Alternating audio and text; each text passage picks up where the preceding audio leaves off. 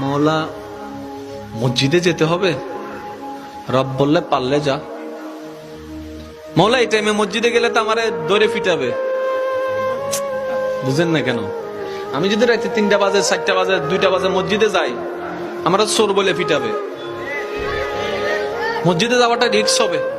রব্বে করিম বলে মসজিদে না পারবি না, আল্লাহ পারবো না। তাহলে যা ঘরে যা, যাই নামাজ বিছা। বলে যে যাই নামাজ বিছালে তো বউ বুঝে ফেলবে আমি বাটপারি করছি। কথা বলেন না কেন? মওলা বউ বুঝে ফেলবে, মা বুঝে ফেলবে, নিশ্চয় কোন একটা অঘটন ঘটাইছি, সেজন্য যাই নামাজে বসে কান্না করছি, তাহলে তো ইজ্জত ফানসার। রব্বে করিম বলে মসজিদও পারবি না, যাই নামাজে পারবি না। মওলা কেমন জানি লাগছে। রব্বে করিম বলে ঠিক আছে, আমি আল্লাহ কতটুক মায়া মহাব্বত করি তোকে, তুই তো বুঝতে পারস নি এতদিন। আজকে বুঝার চেষ্টা কর।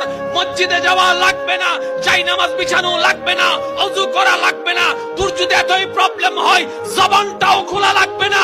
মন থেকে তুই একবার আমাকে ডাক দে, একবার ডাক দে, একবার বল রহমান মাফ করে দাও, রহিম মাফ করে দাও। তোর মনের অবস্থা আমি রব্বে করিম শুনে, ইন্নাল্লাহ ইয়াগফিরুজ যুনুবা জামিয়া, তোর সারা জীবনের গুনাহকে মাফ করতে রাজি।